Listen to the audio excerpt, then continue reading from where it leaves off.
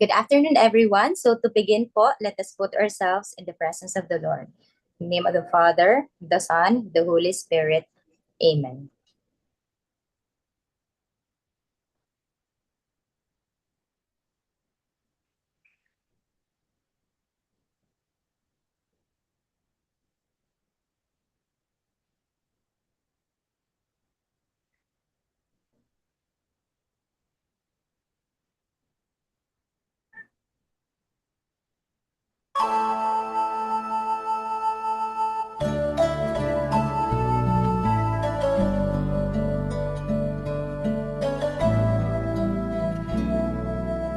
Dearest Lord, teach me to be generous. Teach me to serve you as I should.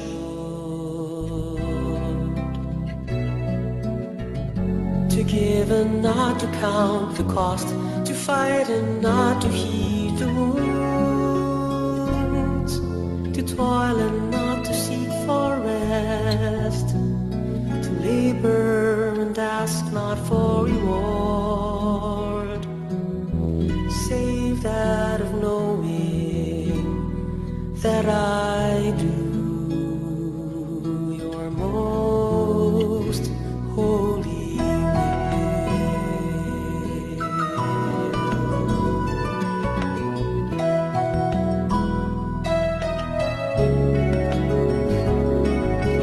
Dearest Lord, teach me to be generous.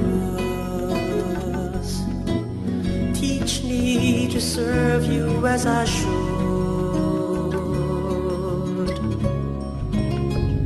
To give and not to count the cost. To fight and not to heed the wounds. To toil and not to seek for rest. To labor and ask not for reward, save that of knowing that I do your most holy will.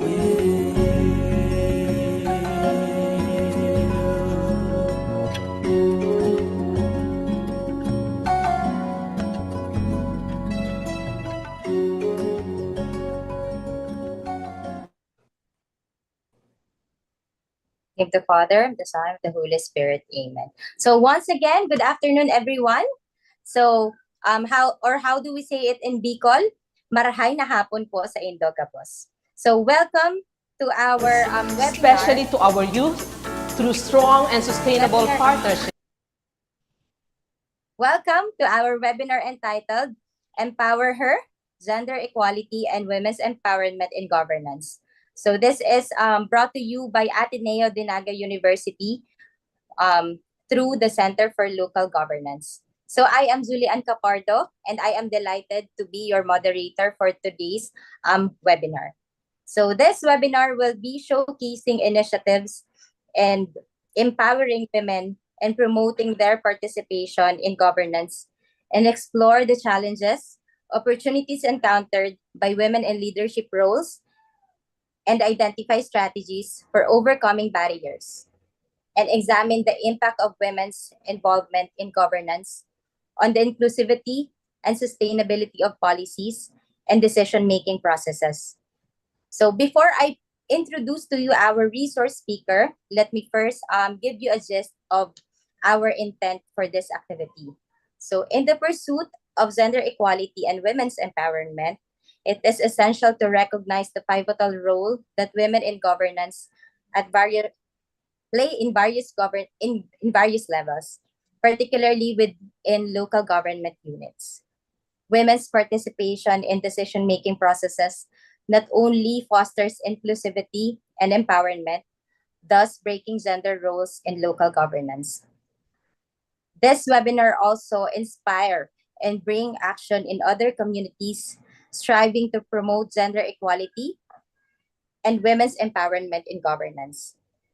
By highlighting concrete examples of success and sharing practical insights and lessons learned, This webinar aims to equip participants with the knowledge and tools necessary to replicate and adopt similar approaches in our respective contexts.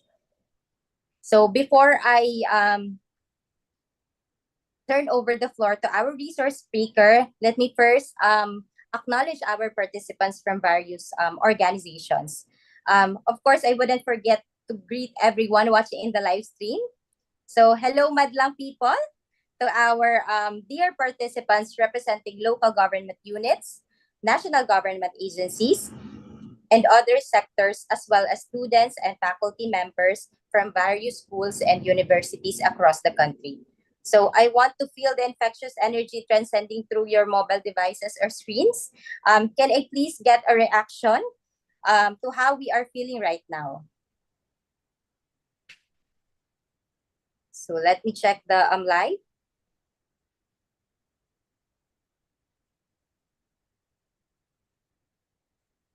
So ayan, thank you, and we are glad to get an enthusiastic response this early on our program. Before we proceed, please be guided by our guidelines for the participants with your attendance to this webinar.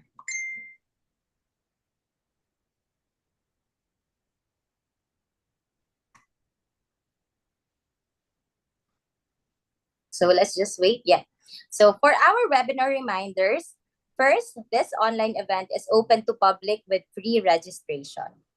Second, the webinar can be accessed exclusively live via ADNU Center for Local Governance Facebook page and ADNU CLG YouTube channel for both registered participants and other interested viewers. Third, for registered participants, kindly leave a comment. Type your name, type your academic institution and or affiliation have registered, and type in present on your preferred viewing platform for your attendance. So don't forget this step po. This is important to get the e-certificate. So fourth po, we are highly encouraging to post your questions through the comment section while the presentation is still ongoing. So para po mas mabilis yung ating flow of the open forum, you can type in the comment section your questions for our resource speaker. So for the fifth po, the moderator will be acknowledging your questions and address them to our speakers during the open forum. And please note that we will only be issuing e-certificates to those who have first registered and attended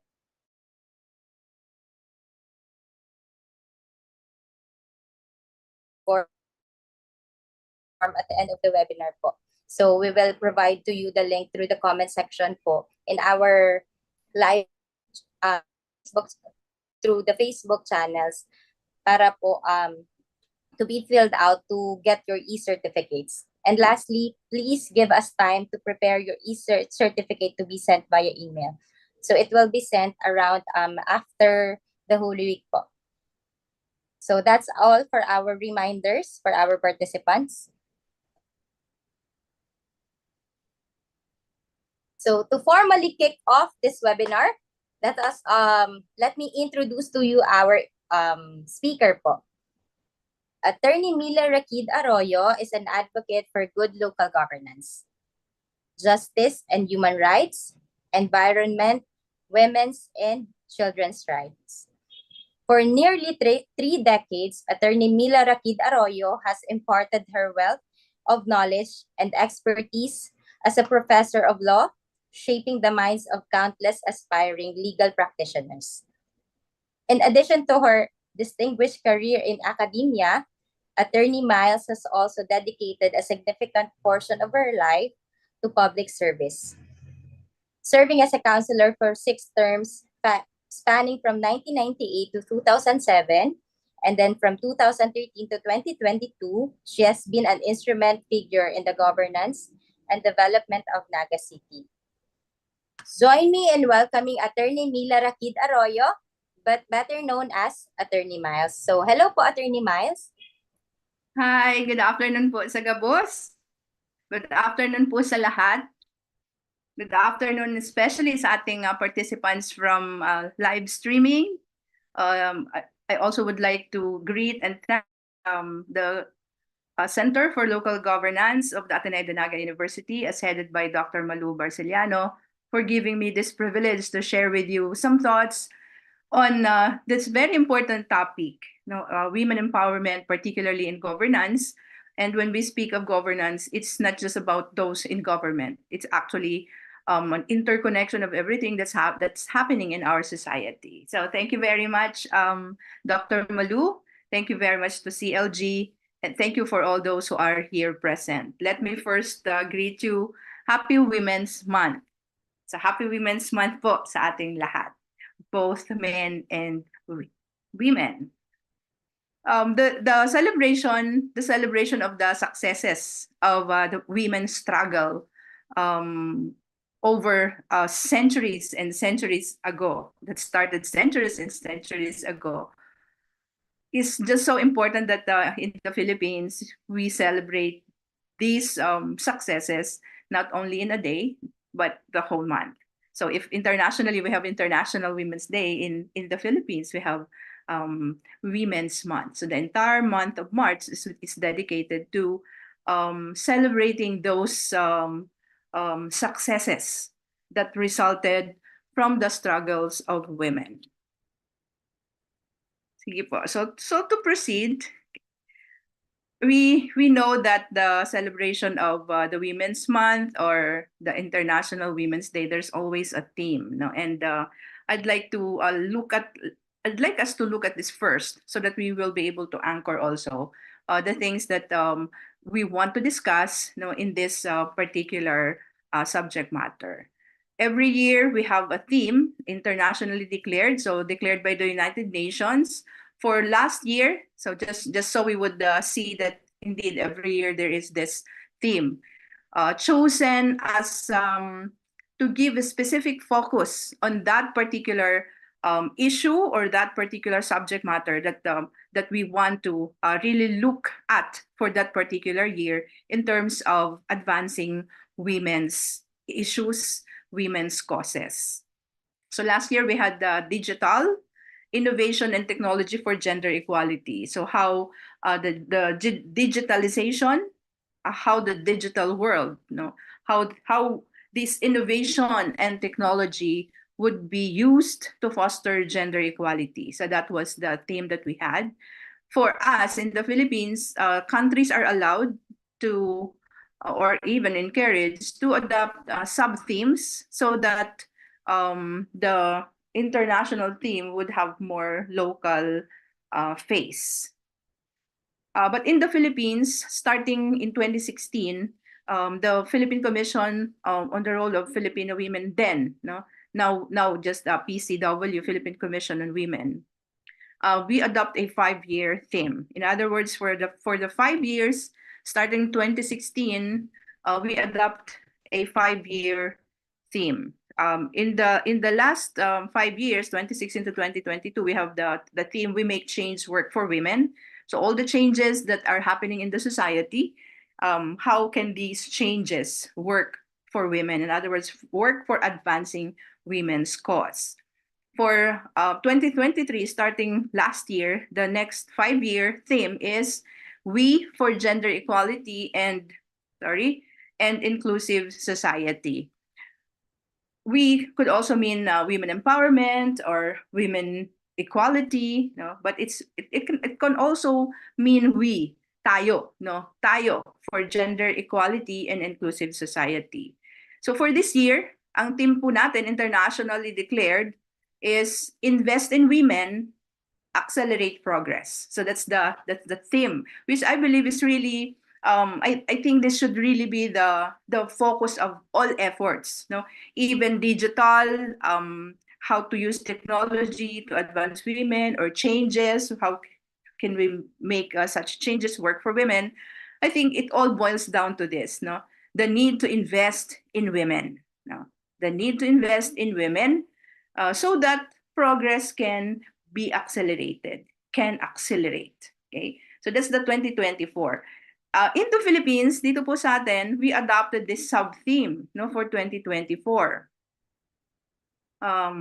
Lipunang patas sa bagong Pilipinas, kakayahan ng kababaihan, patutunayan. Now, when I first read this sub-theme for this year's celebration of the International or National Women's Day, I really felt a strong objection, no, dito sa theme na to. Specific, of course, siguro kayo rin po, no, I'm sure you also, this particular theme also didn't sit well with you.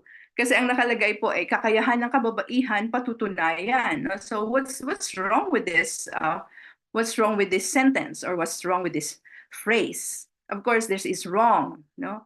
Because ang kakayahan po ng kababaihan ay matagal nang pinatunayan at patuloy na pinatutunayan, no?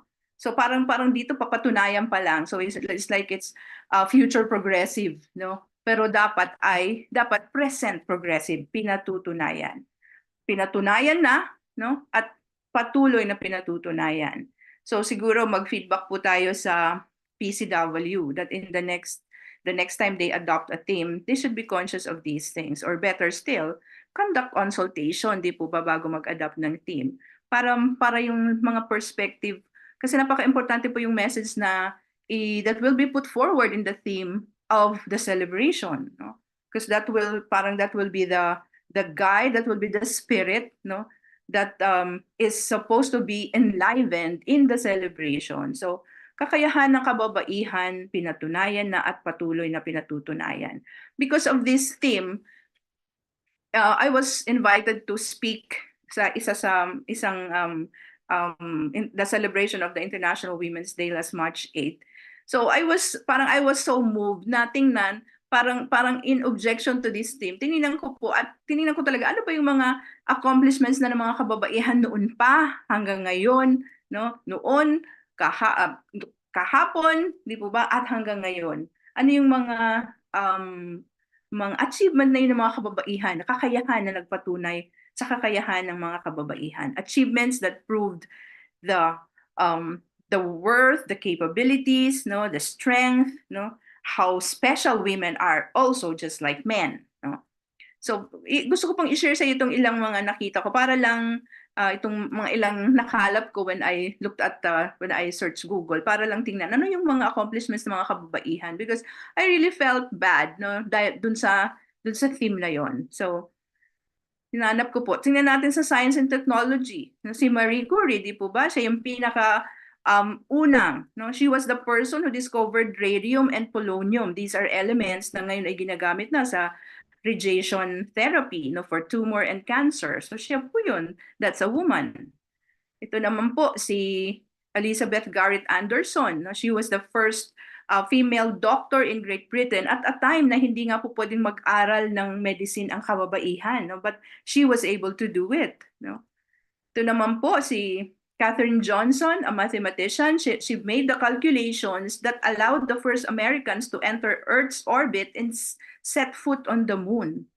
So because of her calculations, nakalabas sa Earth's orbit at nakabalik pa yung mga astronauts natin, ng mga unang astronauts ng US, no? So because of that calculation, sa kanyang mathematical calculations. We have Chin Xiong Wu, who was a leading figure, a pioneer in the field of physics. She was with the team. There was a 5-member team. Sila po yung nag-create no, ng nuclear energy or nuclear weapon, no? So a woman. Still in science and technology, we have Ada Lovelace. Ang akala po natin si Charles Babbage ang nag-imbento ng computer. Hindi po, it was Ada Lovelace. Ang kanyang paggawa ng algorithm, siya yung nag-invent ng algorithm for the computer. Siya po, no, it's not really Charles Babbage, although ang mas nakilala po is Charles Babbage. That's the reason why meron pong computer language that is called Ada, no? That's a computer language in her honor, no? Inassign sa kanya, sa pangalan niya ng US Department of Defense, the Ada, as a computer language.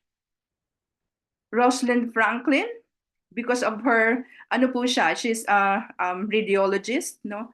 because of her, she took a photo, and ang tawag po dyan ay photo 51. It revealed, siya po ang nakapicture na una, na ang DNA pala ay may double helix, no? The double helix of DNA, ibig sabihin po, meron siyang kasunod pa, no? That's why na-discover na yung DNA is the blueprint of the next generation, no?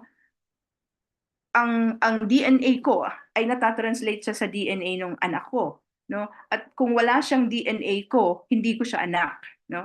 That's why sa sa test ng paternity, pag ginamit yung DNA, that's the most determinative test. The DNA test would show that the putative father is not the father. Okay? Dahil kung walang DNA yung bata na snip na pareho ng DNA ng father. The DNA test doesn't say that the putative father is indeed the father. It doesn't say that, but it says determinatively that the person is not the father because of the DNA. And that's Rosalind Franklin. We have our very own, no, Dr. Fe Del Mundo. She's a pediatrician, and she's the first woman to be admitted to Harvard Medical School. So she's the first woman. It's not even first Filipina. No? She's the first woman to Hi, be ma'am. admitted. Hello? Hi, ma'am. Sorry po to interrupt. Are you now using your ma'am, PowerPoint presentation? Unfortunately po, we cannot see your screen, ma'am. Oh, Can we really? request po? Yes po. Can we request po, ma'am, to share your screen po? Oh no. Teka, sandali. I've been talking for quite a while now. Sige.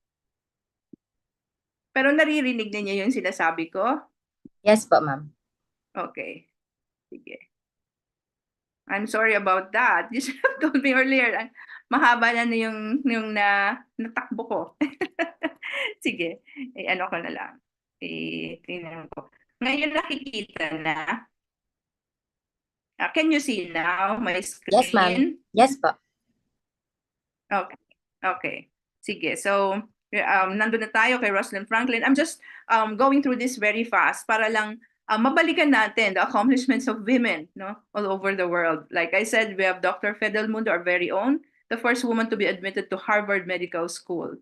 We have Magdalena Smith Villaruz. No, she's a farmer and entrepreneur. She's the one who invented the turtle hand tractor. No, yung mga nakikita nating mechanizations in the farm, siya po yun, yung thresher, no, yung diaphragm pump, no, para kung halimbawa marami masyadong water, napapump out. She's the one who invented them, no, Magdalena Smith Villaruz. On space exploration, so we have a woman, the first one to have flown solo mission. She's a Russian woman. This one is a Filipino-American, Angelita Castro Kelly. Ito nakaka-impress, really. Decorated space scientist, the first ever female mission operations manager of NASA. And to think that she's half Filipino, no? Before becoming a mission operations manager. So really high-ranking position in NASA. And very recently, we have Maria Aurora Carandang Gloria, the first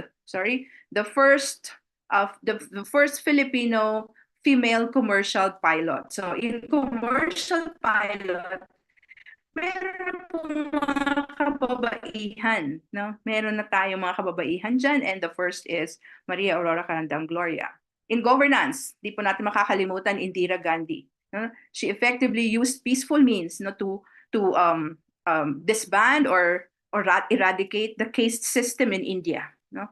Eradicate poverty, promote women's rights, and establish religious and ethnic rights, no, equality. So siya po yung nag-destroy ng caste system in India. Of course, the Iron Lady of Europe, Margaret Thatcher. No? So yung kanyang way of governance was really praised, no, because of her really decisive decision making. Kaya hindi po totoong sinasabi na papalit-palit ng isip, no? The decisiveness of a woman. Hindi po yan totoo. No? Mamaya titingnan natin saan galing yan. Of course, the Iron Lady of Asia, we have our very own. Siya po ang tinaguri ang Iron Lady of Asia, our very own Miriam Defensor Santiago. And of course, our beloved President Maria Corazon Cojuangco Aquino. So she was a housewife who stood against a dictator and accepted the challenge of replacing him through leading a peaceful revolution. So kahit wala siyang political experience, of course, alam niya ang politika because her husband was the great Filipino leader, no, Ninoy Aquino, but she herself has never held public office, but she took that bravely, no, she took the challenge bravely to lead her nation. In activism, we have Concepcion Felix de Calderon. Sila po yung nagpapirma sila yung nag-gather ng 18,000 signatures presented to Congress that gave the Filipino women their right to vote. Dati wala pa po tayong right to vote until 1901. This woman is the youngest Nobel Prize laureate. No, she was 17. She was awarded the Nobel Peace Prize for her struggle against the suppression of children and young people in India, no, in her place. Pero she braved it, kahit marami po siyang mga death threats, pinagpatuloy niya yon. And of course, our very own, wala po akong nahanap na ibang picture that will show her face, no? Ang lahat na nakikita ko sa kanya, nakasakay siya sa kabayo, no, na hindi na nakikita yung face. Ito lang po ang nahanap ko, yung mukha niya na nasa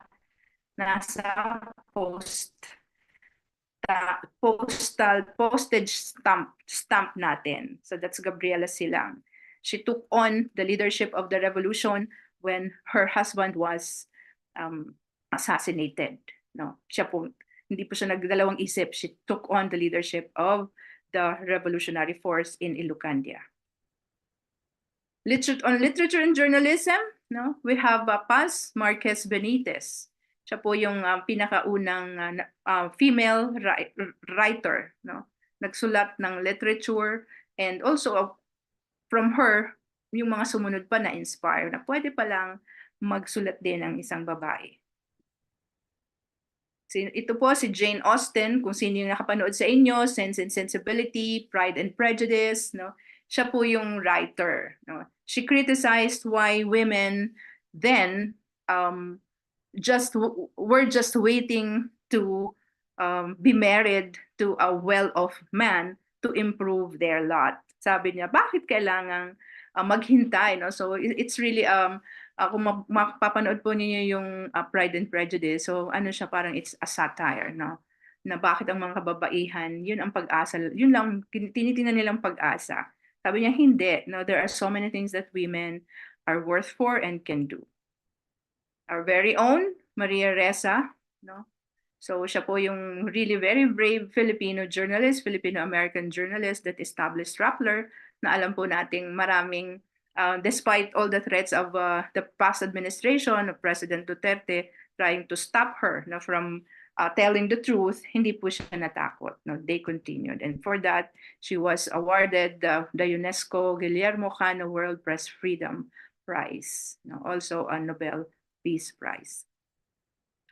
On sports, meron po tayo, of course, our very own Hidelin Diaz, which won us our very first Olympic gold medal. Our very own. And at a sport, no, na hindi pa tinitingnan ng pambabae, di po ba? So parang it's a double whammy, no, for those who thinks that women are weak, no. So sa weightlifting and first Olympic gold medal of the country. Si Karina Dayondon, she is the first Filipina who climbed all 7 peaks, no, yung pinakamatataas pong mga mountains sa 7 continents. That's why they are called 7 peaks, no. The highest in each of the continent, she is one of the Filipinas who climbed those 7 peaks. And of course, we have Nesty Petesio, the silver medalist for winning the women's featherweight match. So Olympics also in boxing for women. In arts and culture, we know we have Lea Salonga, who made us really, really very proud, just the first Asian female to play the role Eponine and Fantine in the Broadway musical Les Miserables. No, she's also the first Filipino who won Best Performance by a leading actress in a musical for Miss Saigon. So meron din po siyang recognition as Best Direction for the musical. Meron siya pong Tony Award, no, for direction in that musical. So ang galing-galing Filipino woman. We have Francisca Reyes. Okay, Francisca Reyes, the first national artist for dance. Do you know na si Francisca Reyes po, pumunta siya sa iba-ibang parts ng Philippines, ni-research niya ano yung mga ethnic dance in those regions, and isinulat niya po para pwede siyang ituro. No? Isinulat niya yung mga steps, drawing niya. So, meron pong isang book na ginawa siya na isinulat niya at drawing niya ang lahat ng mga folk dances natin sa Pilipinas. Kaya hindi mamamatay kung meron lang magtuturo because she had put it in writing na pwedeng maipasa from generation to generation. And of course, we have our very own Miss Gloria Diaz, pag sa pagandahan ang pag-uusapan, no? She was our first Miss Universe. Kaya po ito nilagay dito because meron po akong nabasa that because of her winning the Miss Universe in 1969, yung Miss Universe Pageant Foundation, nag-decide po sila na itaas yung criteria ng intelligence, no? In the criteria for winning the title, tinaasan po nila kasi sabi nila pwede pa lang maganda na ay matalino pa, no? Pwede pa lang maganda na ay matalino pa. So tinaasan po nila ang percentage equivalent for intelligence after the 1969 pageant. So that's very impressive, no? Ito po is very important, very inspirational. Arunima Sinha, she's an Indian. Lumpo po siya. Wala siyang isang paa. Prosthetic ang kanyang left leg dahil naputol po ang kanyang paa. Sabi ang kwento of her life is nung bumababa siya sa train, naipush siya kasi nagmamadali yung mga taong bumababa, naipush siya. But because her fall was really bad, hindi po siya nakatayo kaagad, no? Tapos may dumating ng train. So nasagasaan ang kanyang paa. So na-amputate po siya. But when she was still a child, ang pangarap niya po talaga ay to climb the 7 peaks. So even with her artificial leg, she was able to do that. So si Arunima Sinha for me really illustrates the determination of a woman, no, na napakatatag ng loob na kung gusto mo talagang makamit ang isang bagay, walang dapat makakapigil sa'yo. So very inspirational story. But why is it that even because of that, even or despite those things, no? Bakit po dahil kahit ang dami ng accomplishments, no? Bakit kahit ang dami ng accomplishments, maybe that's why yung theme ay patutunayan pa rin, no? Why? Despite all those accomplishments of women, bakit the same issues pa rin po ang kinakaharap ng mga kababaihan? Kahit marami ng mga kababaihan na nakapagpakita ng kagalingan, bakit pareho pa rin ang issues, no? There's still violence against women, no? There's still abuse against women, no? There's still that difficulty na ang babae ang kumakarga, no? Ito pong picture na to, nakita natin nag-iigib itong isang babae na it looks like she's a nanay, kasama na rin ang kanyang anak na babae, nag-iigib kasi siya yung naiiwanan sa bahay and the situation in the household, wala silang sariling tubig, no? But all those difficulties nararanas mo ng isang babae, no? Dahil siya yung naiiwanan sa bahay. So, bakit, no? Bakit ganun pa rin ang difficulty na samantalang ang hirap-hirap na ng mag-asikaso ng bahay, pero nandun pa rin, may mga dagdag pa rin difficulties. That's why, kahit na ganun na ang mga inabot natin, mga kababaihang mga accomplishments, it's still the same issue, no? Makikita po ninyo ito kung ano-anong mga hawak niya. This is actually an illustration of multiple burden, no? Kung ano-anong mga hinahawak, nagma-market, naglilinis, nagluluto, no? Pero makikita natin naka-rollers pa rin ang buhok, no? Kasi gusto pa rin maganda pa rin siya pagdating ng kanyang mister, no? Kahit na siguro pagod na, gusto pa rin maganda kasi ang mister gustong maganda ang kanyang asawa pagdating niya kahit alam niya na super pagod sa pag-aalaga ng mga bata, paglinis ng bahay, paglaba, pagluto. Gusto pa rin maganda pa rin ang itsura. Kaya siguro kahit bagong plancha, magliligo, so magkakapasma-pasma. So, the same issues, no, na nararanasan pa rin po ng mga kababaihan. So, bakit po? No? That's why, like I said earlier, napaka-angkop, no, the theme for this 2024 celebration, and I hope this will be the theme for maybe 10 years, no? Invest in women, no? Invest in women. Paano po tayo mag-invest in women? Paano tayo magtataya sa mga kababaihan? Kailangan po maiprotect natin ang mga kababaihan. At mamaya titingnan natin how. So we have to protect women. We have to eradicate gender stereotyping. Mamaya tingnan po natin what's gender stereotyping. I know you know this already. Let's just review it to anchor our discussion. And all boiling down to the empowerment of women. So kailangan po natin mas palakasin pa mga kababaihan. Empower women or make that power in women shine, no? Come out, no? Be developed. So these are the things that have to be done. Protect women, eradicate gender stereotyping, thereby empowering women. Marami na pong mga batas ang napasa. We all know that. So many laws actually. No, marami, and we're happy about that. Masaya tayo na napasa, no? Marami, anti-violence against women, anti-rape law, rape victim assistance protection, anti-sexual harassment, anti-trafficking.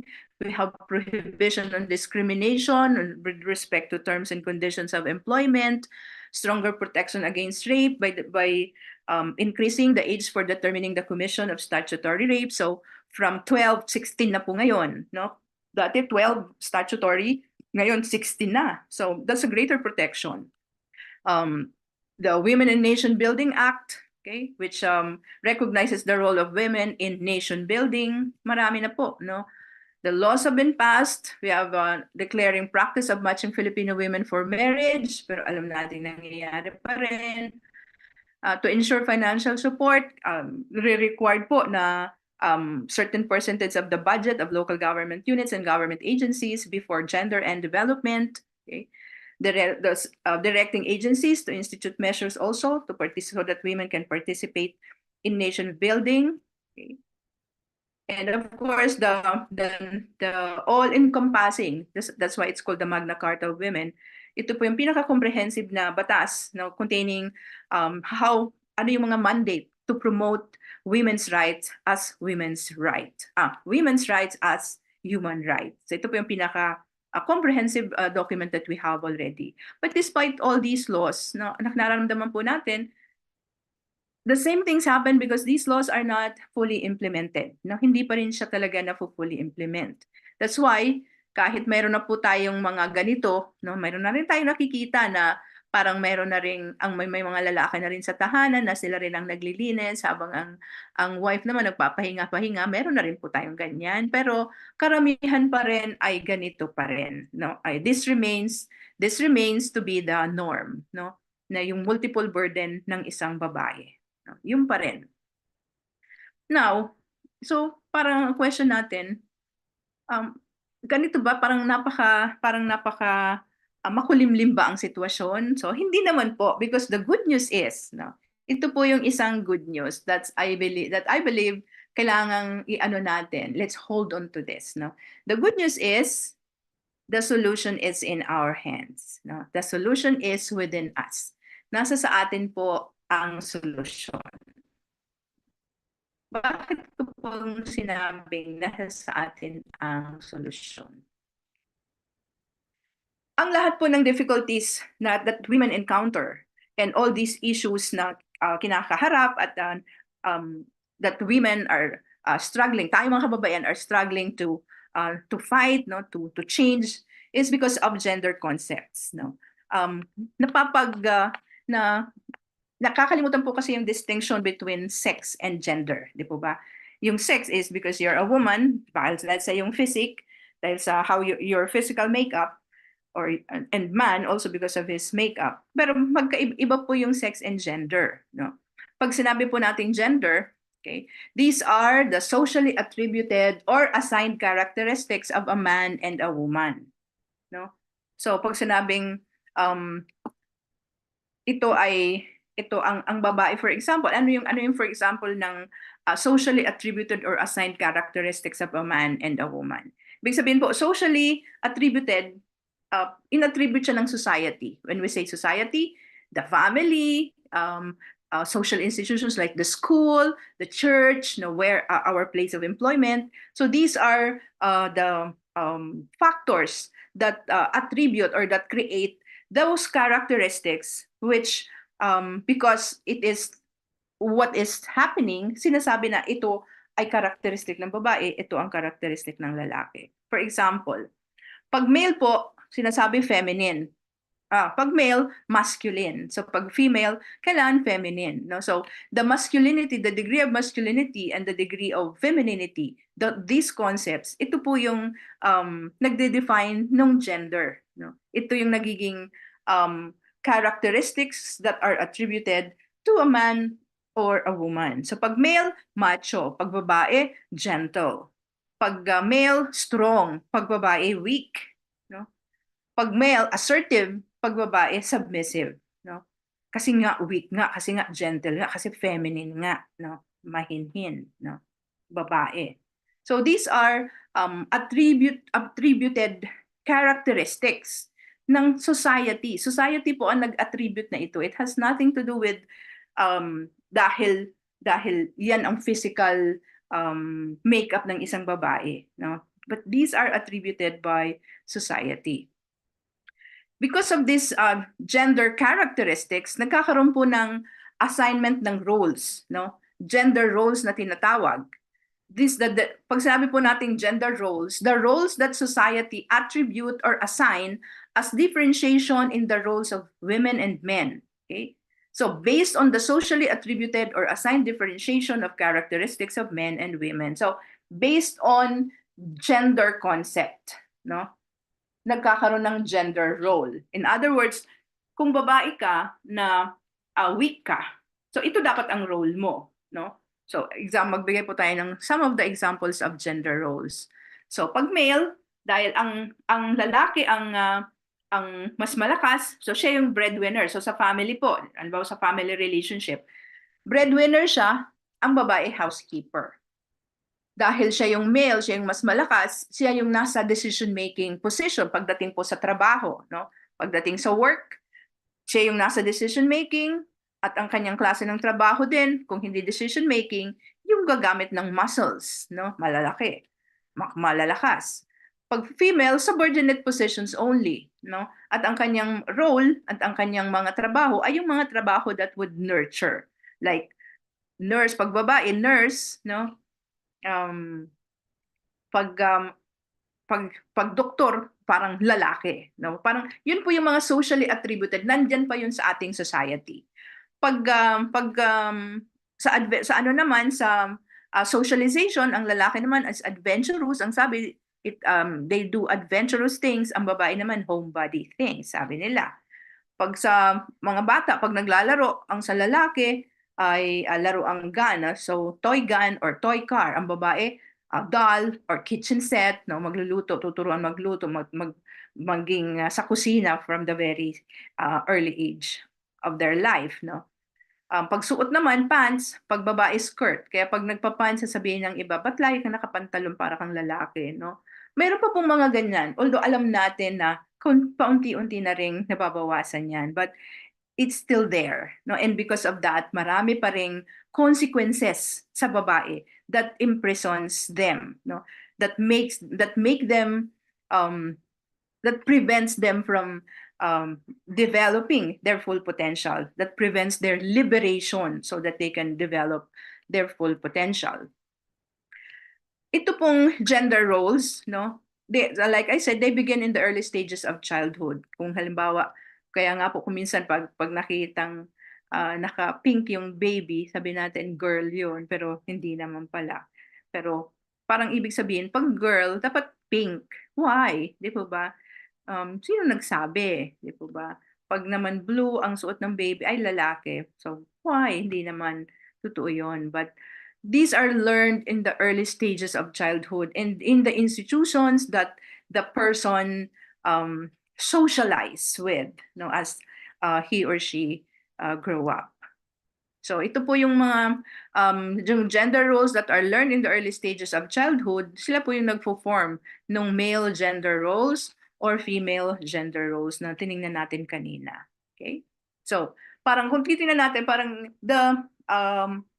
sinabi natin that the solution is in our hands. That's our good news because these are all concepts that can be changed. These are all socially attributed. Hindi naman siya because of our physical makeup, no? Hindi naman siya because of our physical makeup, because if it is, then we cannot change anything about it. Pero hindi, they are socially attributed. All the difficulties that female suffer is socially attributed because of the gender roles. Okay. The gender roles result in gender biases. No? Pag sinabi po natin gender bias, if it's bias in favor or bias against. And when we speak of women, that's bias against women. The gender roles result in gender bias against women.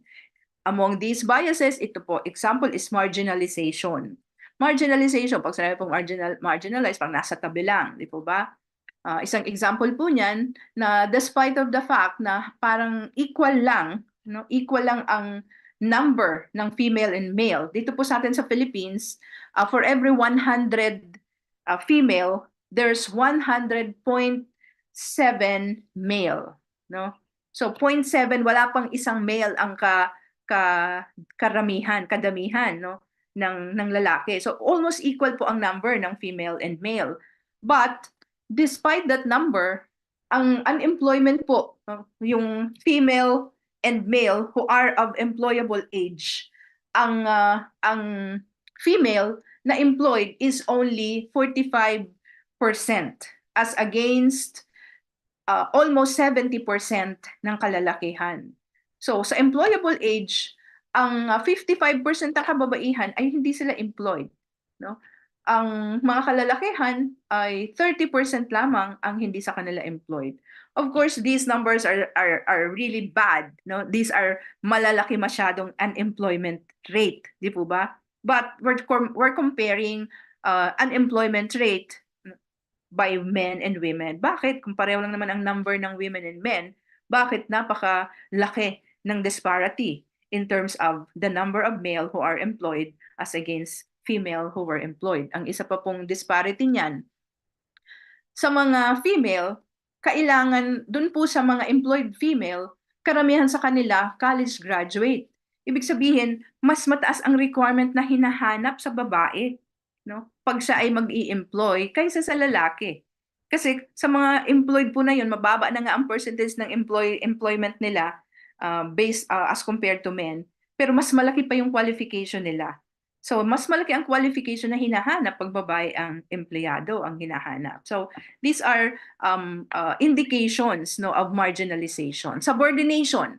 Yung subordination po, pag sabing subordination, syempre yung parang sub-order, parang sub nasa ilalim, no? Sub-order nasa ilalim. So parang laging second class citizen ng babae as compared to lalaki.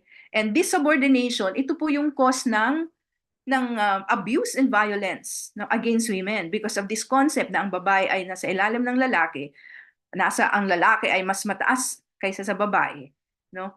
Ay kaya po yan, that's the root cause actually that springs, no, into violence and abuse. Gender stereotyping, yung pong sinabi na natin kanina, yung gender stereotyping na pag sinabing pag babae ka, ito dapat ikaw, no? Gender stereotyping. Pag babae ka, ito dapat ikaw. Pag lalaki ka, ito dapat ikaw. So those are attributed by society na nagiging stereotype na, no, na ikaw yon, dapat ganun ka. So these are all causes of, like we said, walang liberation, no, ang kababaihan. Then here also, yung pinakita po natin kanina, multiple burden. But the thing is, these gender roles, hindi lang po siya socially attributed. Not only that they are socially attributed, nai-imbibe po siya ng person mismo, no? Ng person mismo, because that's what happens in socialization niya. So yun ang kanyang nai-imbibe, no? Sa kanyang pagiging tao mismo, nai-inculcate niya sa sarili niya. It becomes a personal role na baka matanggap na niya, no? baka mamaya tanggap na niya na ganun siya because it becomes so embedded in the person, in the personality of the person already, kasi nga po parang ibinobombard sa kanya ng society in her socialization with the different aspects and institutions in the society. So kaya very important pong makita na dito rin siya magsisimula, no? Any change that can happen at we want to happen will also have to begin dito sa loob mismong ito. So what can we do? Ano po yung pwede nating gawin? No? Armed with this concept, no, na ang gender issues pala, no, ang mga nagpapahirap sa mga kababaihan. Pag sinabi po natin gender issues, nagpapahirap sa mga kababaihan, things that prevent women from getting liberated and developing into the best that they can, no, as persons. So armed with that knowledge, what can we do? Sabi ko po kanina, it's a good news because kung it's socially attributable, it's socially attributed, di pwede rin pong baguhin through change of perspective. Kaya enlightened perspective on gender roles, yun po yung solusyon natin, no?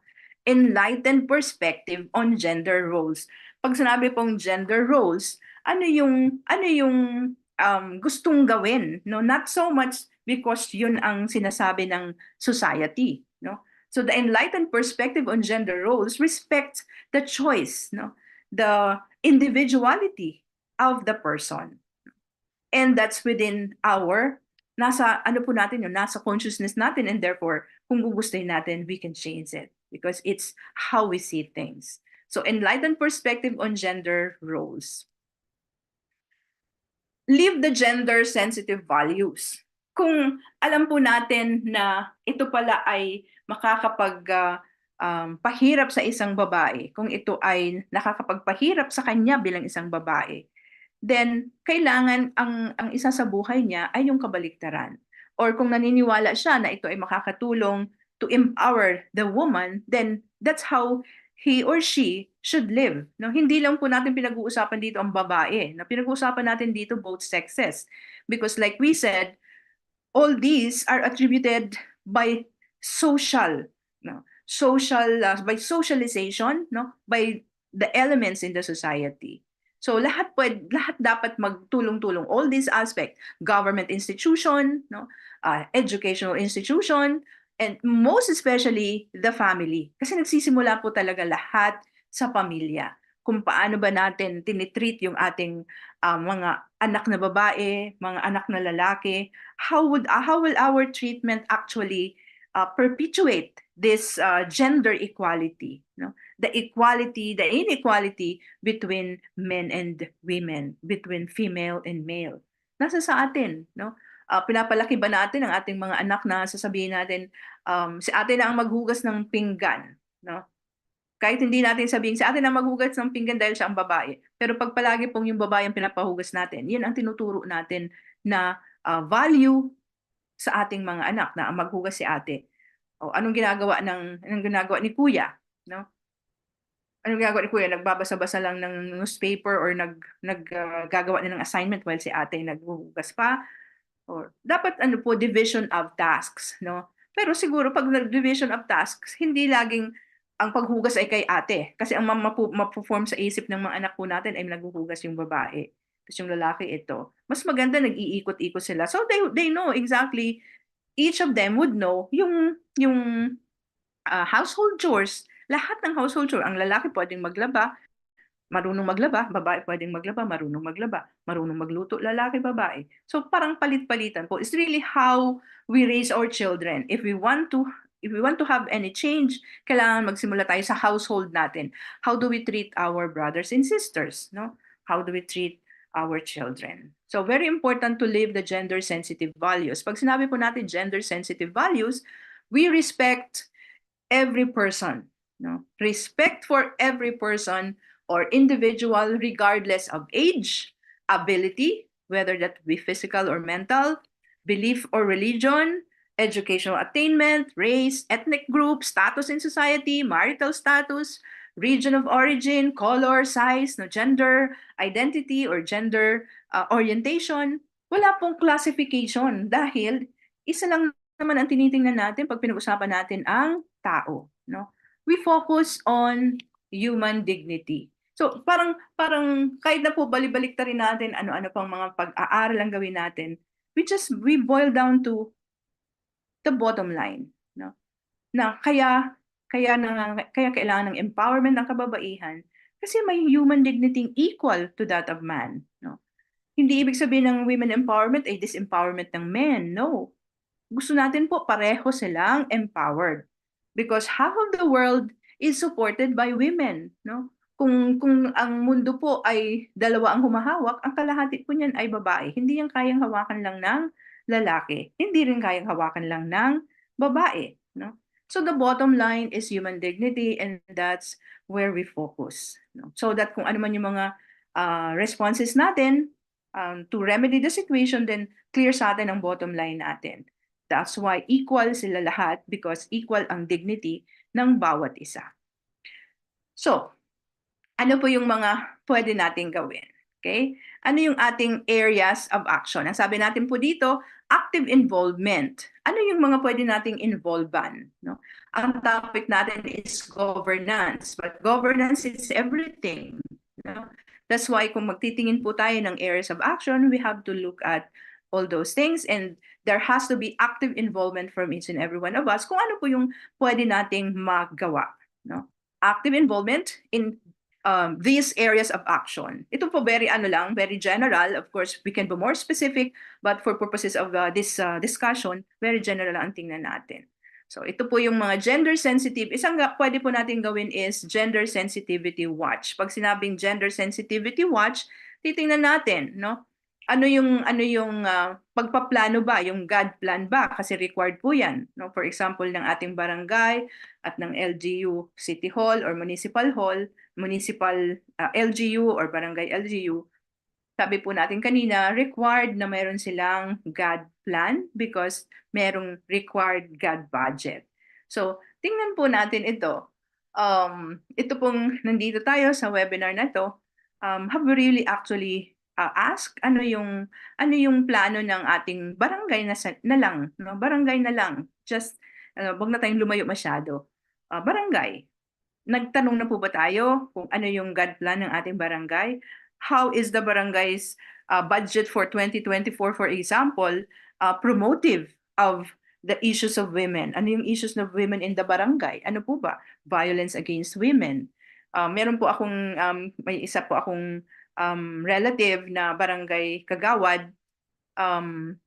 Nahihirapan po siya kasi wala silang budget. May mga pumupunta sa kanya, nagpapatulong, mag-report sa police, magpa-medical, pero wala pong budget yung barangay. So she has to spend her own money, no?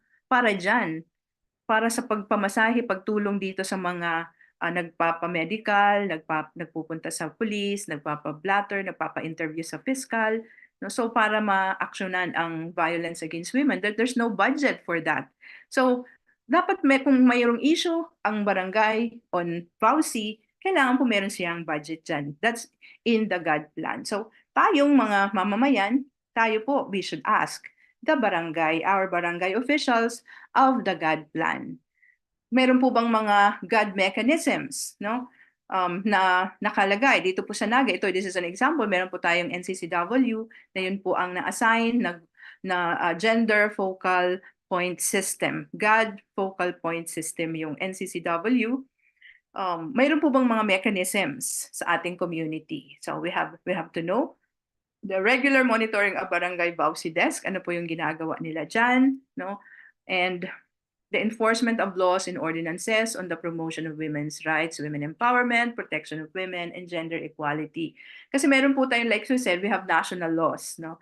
And ang mga national laws na to, kailangan meron siyang parang enabling ordinance. Pag sinabing enabling, parang yung magdedetalye. Ano na ngayon ang gagawin ng LGU para ma-implement yung national law na yon. Hindi, sometimes kinokopya ng mga LGU ulit. No? Hindi naman po yun dapat. Hindi naman kailangan ulitin ulit yung national law na yon. Ang kailangan po sa ordinance, sa localizing, no?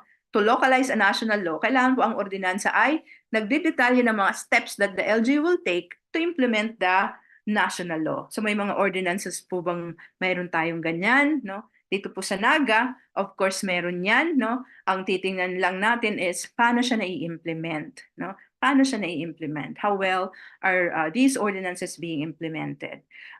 Sa Naga City po, I am sure nakikita naman ninyo, maganda yung implementation niya. Kaya nga napili ang Naga na gender and development focal area. No? So parang ganyan designated siya as a hub, no? A hub where other LGUs can visit and see the programs na kung pwedeng, kung appropriate sa kanila, they can replicate so that they will not have to reinvent the wheel, so to speak. Di ba? Hindi na natin kailangang ulit-ulitin. Kung may mga nakagawa na, tingnan natin, applicable ba yun sa atin, then we can just copy or replicate it. Hindi na natin kailangang ulitin ulit. So, gender sensitivity watch is one of the things that we can do. Advocacy. Okay? The 18-day campaign to end violence against women and children, November po yan. How are we participating? Anong mga activities ang ginagawa natin to raise the consciousness, no, of the public to end violence against women and children. So 18-day po yan in November. Popularization of public information to put across messages to bring about the change in values and perspective. So ano po yung mga public information na ginagawa natin? No, education campaigns, education materials, mga pinopost natin sa ating Facebook, no? Instead na other things, then we can also try to think of things to post in our Facebook page, in our reels, in our story that would advocate women empowerment, protection of women, and eradication particularly of stereotyping of gender roles. Kasi yun po talaga nakaka-constrict, pag nasi-stereotype kung ano yung babae. Continuing education, so sinabi na po natin, and ito very important, incentives and recognition. Pag mayroon po tayong nakikitang efforts that are towards this end, kailangan nire-recognize natin at binibigyan natin ng incentives. Halimbawa, may recognition, mag-ano tayo, yung parang in Naga City, meron po yung annual search, no, for barangay VAUSI desk na magagaling, no? Yung mga VAUSI talagang active, so merong ganyan. So incentives and recognition. Pwede rin pong kahit na hindi public. Halimbawa sa kapamilya po natin, no, kung meron tayong nakikitang worth talagang kailangang ipuri natin dahil nagpapakita yon ng gender equality, gender equity, respect for the dignity of person, then kailangan ma-recognize natin. No? And pwedeng pang bigyan ng reward. Delivery of basic and age-specific services for women. Ano po yung mga age-specific? Very important po is yung reproductive health issues, even for elderly. Pero very important po for young persons. No? Kasi ang dami-daming issues on teenage pregnancy. No? So, kailangan merong mga services na binibigay na ganyan. No? Titingnan po natin ang ating LGU, meron bang mga services na ganyan, ang barangay natin, in our community, and how can we help? Paano ba tayo mag-contribute? Paano ba tayo mag-participate? No? Basic services for women. So reproductive and other health services, psychosocial support, kailangan po ito. Mahirap pong mag-psychosocial support kung wala rin tayong sufficient training. But ako paniwala ko naman po, if we have ears ready to listen, no, I think that would be enough. Kasi karamihan po usually ay kailangan lang nilang may masasabihan sila ng problema so that they can actually think it through more clearly. So these are one of the issues na ng women na kailangan pong nasasagutan. Paralegal or legal counseling para po dun sa may mga legal problems, no, kailangan maramdaman ng mga kababaihan na meron pong structural, merong support in the society, no, na mapupuntahan nila. Sa Ligan is providing legal and paralegal counseling on women issues. Sa Naga City po, Bantay Familia is providing this service na marami na rin parang nagre-replicate in other areas. Economic service is very important. Dahil nga po dun sa issue ng marginalization, kailangan talaga i-capacitate po ang kababaihan to be able to do more. No? Parang ang sinasabi ng iba, pag ika-capacitate natin, magkakaroon sila ng maraming trabaho, ay lalo silang magkakaroon ng multiple burden kasi trabaho na sa bahay, tapos magtatrabaho pa sa labas. Pero hindi po natin yung tingnan na kailangan tingnan ng ganyan. Because if women are empowered economically, hindi po sila nakaasa sa kanilang mga asawa, hindi sila natatakot iwanan kahit binubugbog na, hindi pa sila nagpapaiwan kasi walang magpapakain sa kanila.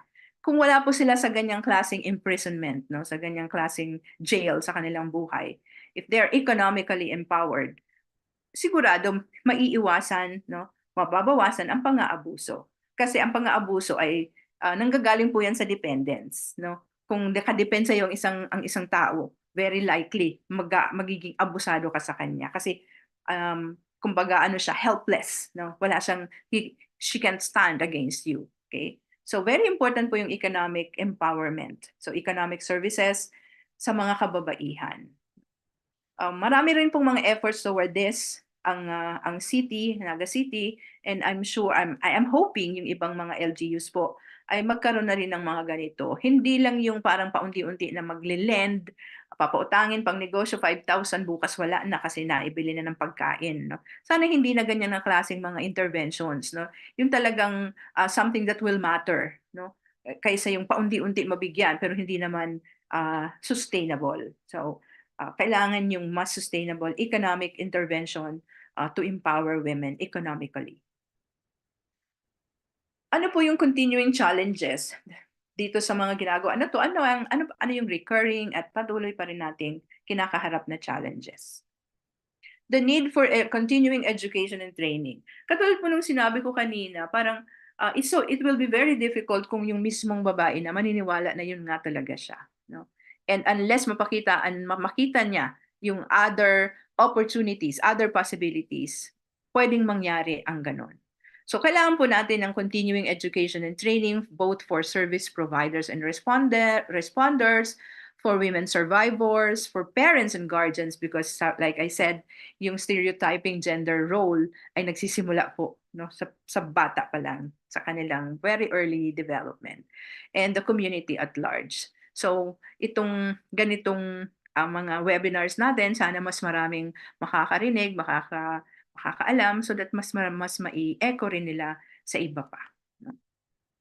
The need for support systems and structures. We have mentioned that in fact that's one of the areas of action. Kailangan mayroong support systems and structures pero kulang pa rin, no?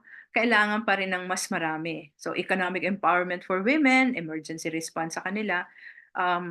Sabi nga niyan, so much is still kumbaga left for improvement. So kailangan patuloy talagang patatagin ano yung mga support systems. Halimbawa, isang example ko po is yung Bantay Pamilya, pero konti lang naman ang ma-accommodate niyan, no? Hindi lahat. So kailangan even from other municipalities nga po may pumupunta pa nag-ano rin for halfway house. So bakit hindi natin magawa yun sa other LGUs? Meron naman ng pwedeng paggayahan, no, kung paano ginagawa. So kailangan lang talaga the will, no, to really actually provide these support systems. And the need for stringent compliance policies and mechanisms, no? Kasi nandiyan na yung mga batas, nandiyan na yung mga ordinansa, pero what happens kung hindi naman nai-implement? Kailangan may stringent compliance policy and mechanism. Na kung halimbawa sa isang department meron diyang ano pa rin, no? Ang kanyang pagtingin sa babae ay commercial pa rin, no? Na ibig sabihin ay hindi inaangat ang dignidad ng isang babae, kundi ipinapababa niya. Dapat mayroong mabilis, no, na pag-aksyon against it at ma-penalize, no. Kailangan talaga mayroong stringent compliance policies. Stringent compliance policies, no. Hindi lang yung bawal ito, pero pag may nag-violate, what happens, no? So kailangan mayroong ganoon, no. But like I said, sabi ko nga, no, kailangang ilagay po natin sa ating puso at sa ating isip yung good news, no? Despite all this, nakikita natin yung difficulties, may nakikita tayong mga magaganda na rin nangyayari, and therefore kailangan mailagay talaga natin sa ating puso at isipan the good news, no? Sinabi ko lang po kung ano yung good news kanina. What's the good news? No? The good news is the solution is already in us. No? Ito po yung problema na nandyan na yung solusyon. Kailangan lang talaga baguhin natin ang perspective natin. Sa isang babae, kailangan tingnan niya na yung bang role na ina-attribute ng society sa kanya ay siya ba talaga yon, no? Yun ba talaga ang role niya? At kung hindi siya dapat pumayag, no? Kailangan makita niya kung ano talaga ang kanyang worth, makita niya, magtumingin siya sa mga examples ng iba kasi nagawa naman na humulagpos sa sitwasyon na yan. Mahirap yun gawin, pero kaya nga po dapat mayroon ding mga support system sa ating komunidad, no? Sa binubugbog na babae na gustong umalpas sa kalagayang yun, kailangan mayroon siyang mapupuntahan. Meron po tayong barangay protection order, no? Na nasa batas na yan, kailangan lang i-implement. Now, pag may nagsumbong ba, si kapitan ba ay kumikilos agad? No, kailangan titingnan natin yon. No, pag pumunta na sa korte, gaano katagal pa rin ang pagbista sa kasong yan kasi mandato po ng batas, kailangan mabilis. In fact, wala nga yan areglo, no? Bawal ang areglo. So the solution is already in us. Kaya kumbaga ito yung problemang kayang-kaya natin kung gugustuhin natin. Because ang solusyon, sabi natin kanina, ay enlightened perspective on gender roles. Yun ang pinakasolusyon. Enlightened perspective on gender roles na ang role na ito ay hindi yung kung ano yung sinasabi ng society, kundi kung ano yung mas paangat, no, sa dignidad ng bawat tao. Very simple lang po.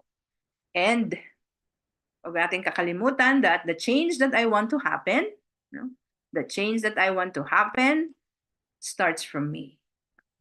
So this is very important kasi kung minsan po may mga problema na tinitingnan natin, ang solusyon ay nasa iba. Eh paano kung hindi sila kumilos, di ba? Ang solusyon po ay nasa kamay natin and it starts from us, from each and every one of us. So kung itong webinar po na ito will give us an idea and inspire us to do something, that would really be accomplishing the purpose of this session that we have spent together this afternoon. So thank you very much po. I think that where my presentation ends. So thank you very much. Thank you for the commendable presentation and insights, Attorney Miles. Thank you for allowing us to be inspired by the successful women in various fields across the world po. Thank you also for teaching us ways how to invest in women in the society and the importance of changing perspectives on gender roles starting in our own households in order to empower women. The discussions were truly commendable, highlighting the vital roles of collaboration and innovation in achieving success in the realm of gender equality and women's empowerment in governance. Again, thank you, Attorney Miles. So let's now proceed with our brief Q&A session. So let me first start with questions from the registered participants. So first question po, what are the main challenges of a woman in our society in this generation? Again, ma'am, what are the challenges of a woman in our society in this generation? Mm-hmm. Yes, I'd like to hear sana from the participants on the answer to that question, no? Kasi kung makikita natin kanina sa presentation, yung perception that women are weak, no? Yun ang pinagsisimulan. That's where abuse and exploitation and abuse, violence even start, no? That women are subordinate, no? The subordination of women. Those are issues, 'di ba? Marginalization, no? Tinalakay natin kanina. The question is actually answered in the presentation. Marginalization, subordination, multiple burden, no? And gender stereotyping that really constricts women's development. So, yun ang mga difficulties. But ang detalye nun, ang makakapagsabi talaga ay yung mga kababaeng nakaka-experience ng mga details na yon. And I'm hoping na yung nagtanong, meron din siyang mabahagi on what he or she think are the issues confronting women nowadays. Because those are the issues, yung sinabi natin. So thank you for that, Attorney Miles. So the solution is within us, and also that identifying the problem is also within us po. Another question from our registration forms, how are we going to treat those that are saying, kaya pala kasi babae siya? how are we going to treat those that are saying, or those who are saying that, kaya pala, babae siya? I believe hindi naman kailangan makipag-away, no? Sabihin na mali siya. But the way we live our life, no? Kaya nga dun sa isang pointer ko in the slide is live our life, no? The way we believe, no? So kung halimbawa ang ibang tao ganito ang paniniwala, huwag tayong magpa-constrict, no? Huwag tayong makipag-away sa kanila, but show them the opposite by living out what we believe in.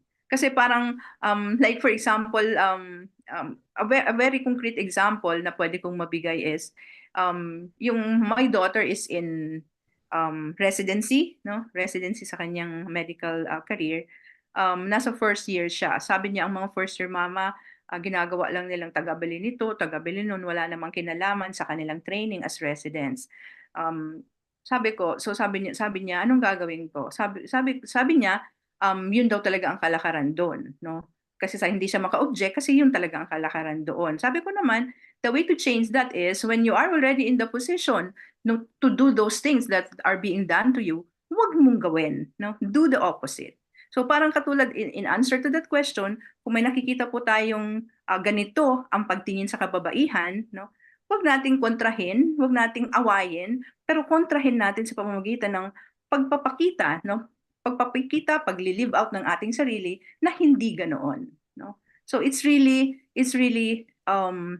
living out what we believe in, kung ano, para ma-influence natin ang iba na ito pala yun, ganito pala ang babae, na hindi naman pala siya um, um, kung ano yung concept sa kanya, no? Parang ay madaldal yan kasi babae, no? So pag sinabing ay madaldal yan kasi babae, di tayo bilang babae, wag tayong maging madaldal, wag tayong maging chismosa, no? Chismosa yan kasi babae, no? Wag tayong maging chismosa if that's something that we think ay hindi naman talaga dapat. So ibig sabihin, gawin po natin kung ano yung ating pinapaniwalaan. Hindi natin pwedeng awayin ang iba na iba ang paniniwala, but let's show them by example kung ano yung tama sa paningin natin. So that leads us to first empowering ourselves, in or also to empower our parang women in the society. So sadly, that's all the time that we have for the Q&A session, ma'am. Thank you for for our wonderful resource speaker po, Attorney Miles, for sharing your expertise and experiences with us. So with this po, let me now proceed to the awarding of the Certificate of Appreciation. So Ateneo Dinaga University Center for Local Governance awards this Certificate of Appreciation to Attorney Mila S.T. Rakid Arroyo for unselfishly sharing her time, knowledge, and expertise as a resource speaker during the webinar entitled Empower Her, Gender Equality and Women's Empowerment in Governance, held on March 22, 2024, 3:30 to 5 p.m. via Zoom cloud meetings, signed by Dr. Malu Porceliano, the Dean of the Graduate School and the Director for Center for Local Governance. Thank you very much. Thank you very much, Malu. So we're awarding the certificate. Salamat po. Thank you very much. Thank you very much for having me. So before we conclude, ma'am, do you have any final thoughts or messages you'd like to share? Siguro I'd like to hear from Dr. Malu. So on behalf of the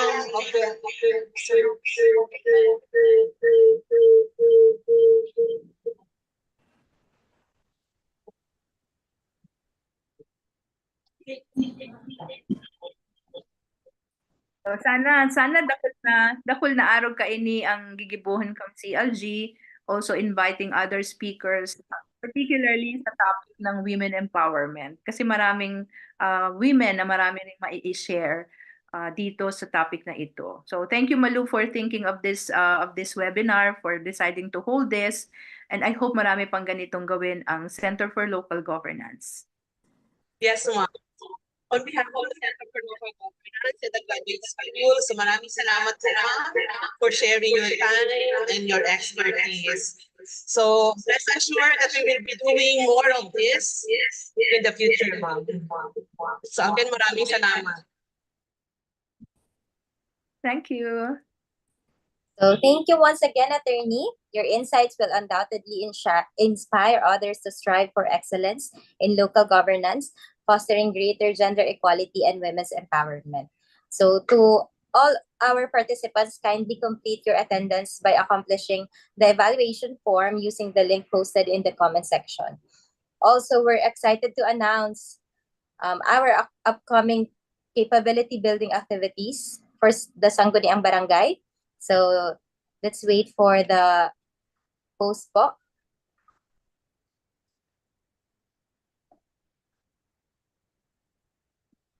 Ayan, our capability building activities for the Sangguniang Barangay. Join us for the knowledge and skill-based sessions focusing on project proposal writing and project development and management on April 18 to 19, 2024, and on May 23 to 24, 2024. To all interested participants, please register via the link provided on our social media accounts. As we wrap up today's session po, let's all take the valuable insights shared on gender equality and women's empowerment in governance and implement them in our own spheres of influence. Together, let's strive to build inclusive and thriving environments, fostering progress and competitiveness throughout our nation.